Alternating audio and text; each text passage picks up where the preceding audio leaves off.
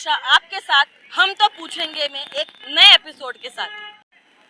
मुख्यमंत्री के कार्यकाल को 100 दिन होते ही मुख्यमंत्री ने मीरा भाईंदर की झोली में 2000 करोड़ की सौगात दे दी। लेकिन इस सौगात पे काला अंकुश तब लग गया जब दोनों विधायकों ने इस चीज का श्रेय लेने का होड़ लगाया। जी हाँ, मैं बात कर रही हूँ गीता जैन और प्रताप सरनायक का, जिन्होंने यहाँ पे होने वाले शिलान्यासों का श्रेय खुद के खाते में ले लिया। वहीं एक प्रेस कॉन्फ्रेंस को संबोधित करते हुए माजी आमदार नरेंद्र मेहता ने इसका पूरी तरीके से विरोध जताया और कहा जो शिलान्यास करने के लिए मुख्यमंत्री और उप मुख्यमंत्री आने वाले हैं वो कार्य कभी पूरे होंगे ही नहीं, वह केवल नाट्यगृह के उद्घाटन में शामिल होंगे। इसी दरमियान उन्होंने और भी बहुत कुछ बातों पर खुलासा करते हुए बताया कि जिस जगह की बात प्रताप सरनायक कर रहे हैं वो जगह कभी भी विवादों से खाली होगी ही नहीं। इस पर प्रशासन और यहाँ तक कि आयुक्त दिलीप ढोले के ऊपर भी सवालिया निशान खड़ा हो गया है। आगे क्या होता है और किस तरीके से ये शिलान्यास का कार्यक्रम रंग देगा, ये तो आने वाला वक्त ही बताएगा। चलिए आइए इसी बीच आपको दिखाते हैं दोनों विधायक माजी आमदार नरेंद्र मेहता का क्या कहना है, वहीं प्रताप सरनायक का इस पूरे कार्यक्रम को लेकर। कल राज्य के मुख्यमंत्री आदरणीय एकनाथजी शिंदे, उप मुख्यमंत्री श्री देवेंद्र जी फडणवीस, केंद्रीय मंत्री आदरणीय रामदास जी आठवले, इनके साथ बहुत सारे मंत्रीगण इस शहर में आ रहे हैं। केंद्रीय मंत्री कपिल जी पाटिल आ रहे हैं, साथ में पालक मंत्री शंभूराजे देसाई भी आ रहे हैं। तो इन सभी लोगों के उपस्थिति में हम कार्यक्रम करने जा रहे हैं। जो नाट्यगृह बहुत सालों से हम कोशिश कर रहे थे जल्दी से जल्दी उसका लोकार्पण हो, वो लोकार्पण उसका हो रहा है।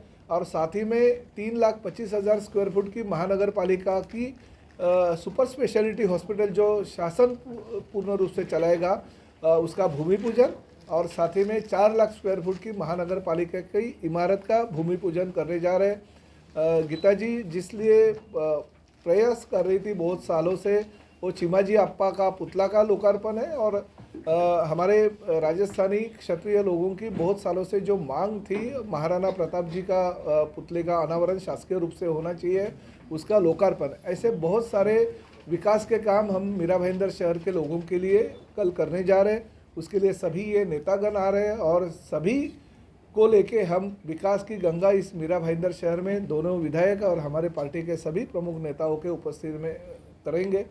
इसलिए आज पत्रकार परिषद का आयोजन किया। आपसे सभी लोगों से अनुमति हम विनती करते हैं कि आप लोग भी बड़ी मात्रा पे आइए, क्योंकि ये सिर्फ हमारे विधायक या पॉलिटिकल पार्टी के हिसाब से नहीं, बल्कि शहर के हित के रूप में बहुत बड़ा योगदान जो है, करीबन 900 करोड़ रुपए का कंस्ट्रक्शन TDR के माध्यम से बनी हुई इस तीनों इमारतों का लोकार्पण और भूमि पूजन होने जा रहा है, जिस 1 रुपये भी महानगर पालिका या शासन का खर्चा किए बगैर ये प्रॉपर्टी कॉरपोरेशन को मिल रही है। हम उसका स्वागत करते हैं। राज्य शासन ने, नगर विकास विभाग ने जो UDCR नया बनाया था, वो UDCR के हिसाब से कंस्ट्रक्शन TDR को लेके कॉरपोरेशन ने ये नक्शे मंजूर कर दिए। उस हिसाब से ये भूमि पूजन होने जा रहा है। हम दोनों विधायक और सभी पॉलिटिकल पार्टी के लोग उसका स्वागत करते हैं। महाराष्ट्र के मुख्यमंत्री जी और उप मुख्यमंत्री जी आ रहे हैं, हम उनका स्वागत करते हैं। उनके हाथों अनेक लोकार्पण और भूमि पूजन का कार्यक्रम आयोजन किया गया है। इसमें जो मुख्य कार्यक्रम है, जो हमने नाट्यगृह बनाया मीरा भाईंदर कॉरपोरेशन ने, उसका लोकार्पण होने जा रहा है और पब्लिक के लिए खुला होने जा रहा है, इसलिए पब्लिक को बधाई देता हूँ। लेकिन उसके साथ साथ अनेक चीज़ें का लोकार्पण है, उसके लिए बधाई। लेकिन किंतु हमारा आक्षेप 3 के ऊपर है। महाराणा प्रताप जी का जो स्टैच्यू लगा है, पुतला लगा है, उसका तो 2 साल पहले ही अनावरण हो चुका है। और उसके अंदर रीति रिवाज, तीर्थ त्यौहार के अंदर महाराणा प्रताप जी को माल्यार्पण भी किया जाता है, नगर पालिका की ओर से भी किया गया है और आम संस्था की तरफ से भी किया गया है। अब ऐसे चीज़ का वापस से अनावरण करना, केवल परवानगी या परमिशन अब मिली इसलिए वापस करना, ये मुझे लगता है कि ये हमारे नेताओं के लिए उचित नहीं है। क्योंकि सभी जनता जानती है कि 2 साल से महाराणा प्रताप जी का पुतला जो है उसका अनावरण होकर लोग उसके दर्शन करते, अब उसके वापस से करना ये उचित नहीं होगा। दूसरा, जो प्रशासकीय इमारत बनाने का निर्णय जो हुआ है, ऑलरेडी एक इमारत का निर्णय हुआ था, वो किसी कारण विवाद में गया, इसलिए हो नहीं पाया। अब दूसरा, हमारे पास एक आरक्षण है कनकिया में मैकडॉनल्ड के पास, जो 100% जगह म्यूनसिपल कॉरपोरेशन के पास है और बिना विवाद के ज़मीन है, जहाँ आदमी आज सोचे तो आज काम शुरू हो सकता है। लेकिन वहाँ शुरू नहीं करके हाईवे के ऊपर वेस्टर्न होटल के पास एक नई प्रशासकीय इमारत का भूमि पूजन का कार्यक्रम लिया गया, ऐसे पत्रिका में देखा। लेकिन वहाँ पे जो ज़मीन है वहाँ पे रिजर्वेशन नहीं है, इसलिए नया रिजर्वेशन 37 का डालने का निर्णय 37 का प्रस्ताव मंजूर किया। अब 37 के सारे प्रस्ताव मंजूर होते ज़रूरी नहीं, वो ज़मीन विवादित है, कई में 1-2 में तो हाईकोर्ट के मैटर भी है, और कुछ ज़मीन के अंदर ऑलरेडी FSI यूज़ है। तो वहाँ पे ये मुझे नहीं लगता है कि टेक्निकल रूप से यहाँ पे सरकार भी इसको मंजूरी देगी और ये प्रस्ताव भी मंजूर होगा। और करना भी है तो 37 करने के बाद करो, ये पहले ही अभी तक प्रस्ताव मंजूर नहीं, बजट में प्रोविजन, इस घाई में भूमि पूजन करना और फिर लोग ये नाम ना रखें कि पहले भी किया नहीं हुआ, दूसरी बार किया नहीं हुआ, तो हम पे लोग हंसेंगे।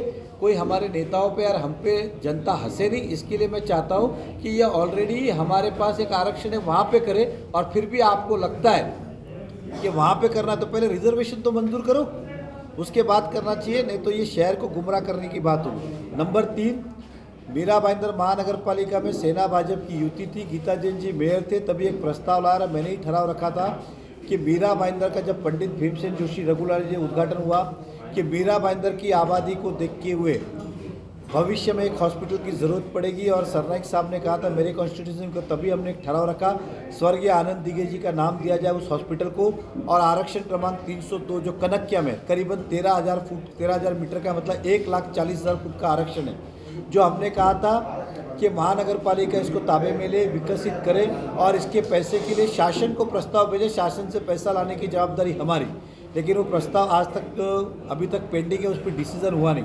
ये प्रस्ताव होने के बाद भी आज पता चला है कि वहाँ पे भूमि पूजन हो रहा है, लेकिन महानगर पालिका नहीं कर रही है। वहाँ की जो है बिल्डर को करीबन 6 लाख फुट बिल्डिंग बनाने का परमिशन, और म्यूनसिपाल्टी का 1100 मीटर का, मतलब करीबन 10-12 हज़ार फुट का हॉस्पिटल बनने जा रहा है। तो 12 हज़ार फुट में तो OPD नहीं होता, हॉस्पिटल कहाँ से होगा? मान के चलो भविष्य में सरकार से दूसरी FFI लाई तो 40,000 होगा, 50,000 होगा, 60,000 होगा, लाख होगा, लेकिन वो भी ऐसा टावर जैसे पार्किंग की व्यवस्था नहीं होगी, एम्बुलेंस नहीं होगी, सुविधा नहीं होगी। तो मीरा भाईंदर के अंदर ये उचित था कि पूरा ताबा लेके पूरा हॉस्पिटल बनाया जाए। लेकिन अचानक ऐसा क्या हुआ कि हमारे जो पूर्व मेयर, सेना, भाजपा सबने मिलकर जो ठहराव किया उसको नज़रअंदाज करके एक बिल्डर को 6 लाख फुट का परमिशन देने जा रहे हो, और म्यूनसिपैलिटी को 11,000 फुट केवल, जहाँ अगर म्यूनसिपैलिटी बात है तो खुद की 6 लाख की बिल्डिंग बन सकती थी, लेकिन वो नहीं करके हम ये करने जा रहे हैं। ये हमारे शहर में आने वाले समय में घातक है, क्योंकि मीरा भाईंदर में एक भी दूसरा हॉस्पिटल रिजर्वेशन नहीं है। इसके लिए इस कार्यक्रम को मैं आपके माध्यम से जनता तक और हमारे मंत्री जी तक पहुंचाना चाहता हूँ। नेताजी, आप बता रहे हैं कि महात्मा प्रताप रोड पे जो स्मारक बनी है उसमें जो नाम फलक बना है वो हटा दिया गया है, तो आप कहीं ना कहीं रास्ते पे उतरे हैं, किस तरह का? देखिए, अगर नाम को, किसी भी नाम को, मेरा नाम है इसलिए, किसी भी व्यक्ति का नाम जिसने अपना निधि दिया है, उसके लिए संघर्ष किया है, उसके लिए मेहनत की है, नामकरण हुआ है, तो उसके हटाने का किसी का अधिकार नहीं होना चाहिए। आप दूसरे का, तीसरे का, जो होता है आप नाम लगाओ ना, सम्मान के साथ लगाओ, उसका आदर कर। किसी का हटा के किसी का निकालना, अगर ये परंपरा हुई तो फिर ये रोज शुरू हो जाएगी। फिर इसी का उदाहरण देके रोज इस तरह से पार्टियां बदली जाएगी। मुख्यमंत्री तक अवगत कराएंगे। मैं अभी यहाँ से उप मुख्यमंत्री जी योगा मीरा भाईंदर में है, हमारे देवेंद्र फडणवीस जी, केशव सृष्टि, तो मैं वहाँ जाके सारी बातें उनसे करूँगा। नेताजी, एक बात बताइए कि इस तरह से आधी अधूरी तैयारी के साथ हर बार उद्घाटन किए जा रहे हैं, जिसकी शुरुआत आपसे ही हुई है, जैसे तो हर बार जैसे वो प्रशासकीय इमारत का, तो हमने जब जनता को धोखा नहीं देना हो रहा है। मैं क्लियर कहता हूँ, प्रशासकीय इमारत का हमने प्लान भी पास किया, NA भी किया, CC भी लिया, उसके बाद भूमि पूजन किया। वो वाद हुआ ज़मीन का, हमारे प्लानिंग का या हमारा नहीं, और वो भी ज़मीन का विवाद आपसी 2 लोगों के अंदर हुआ, इसके लिए वो अटका। और अब मैं मानता हूँ चलो जो भी हुआ रहेगा, लेकिन अब वापस से वही गलती हमें दोहरानी है क्या? अब तो कम से कम सीधे सीधे काम करें। मेहता जी, 6 लाख स्क्वायर फुट के बदले में 11-12 हज़ार स्क्वायर फुट लेना गोलमाल नहीं है क्या?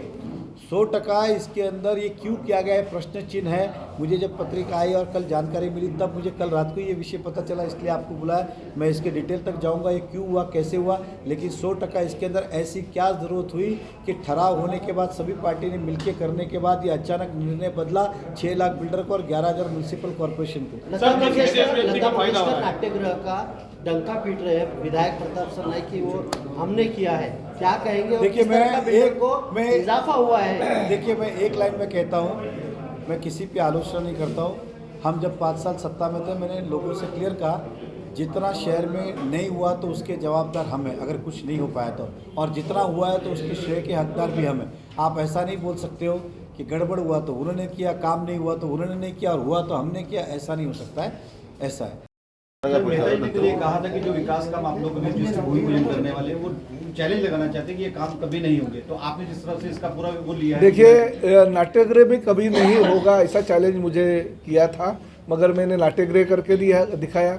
स्विमिंग पूल कभी नहीं होगा ऐसा भी मुझे चैलेंज दिया गया था, वो भी स्विमिंग पूल मैंने हाई कोर्ट से ऑर्डर लेके आके मैं स्विमिंग पूल करके दिखाया। तो प्रताप सरनाईक पिछले 13 साल से इस मीरा भाईंदर शहर का विधायक होने के नाते काम कर रहे हैं। गीता जी पिछले 3 सालों से काम कर रहे हैं। रवि व्यास बहुत सालों से नगर सेवक है। देवेंद्र जी इस आरपीआई के नेता है।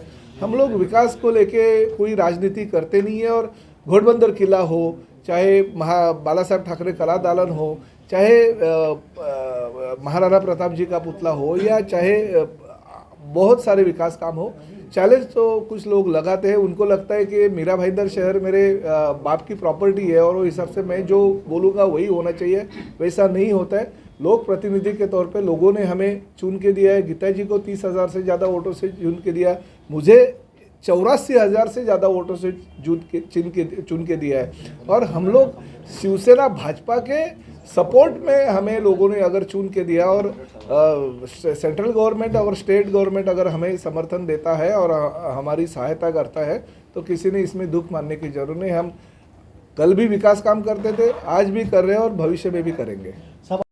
अभी चुनाव आने में काफी समय है, लेकिन चुनावी दाव पेच अभी से देखने मिल रही है। जनता को किस तरीके से गुमराह कर नेता अभी से होड़ लगाए हुए हैं अपना श्रेय पाने के लिए। अब तो ये आने वाला वक्त ही बताएगा कि किसके कार्य कितने सिद्ध साबित होते हैं और जनता आने वाले इलेक्शन में किस किस का सहयोग करती है। तब तक के लिए खबरों की गहराई और सवालों और जवाबों के दौर के लिए बने रहें और देखते रहें हम तो पूछेंगे, मेरे यानी दीपाली मिश्रा के साथ।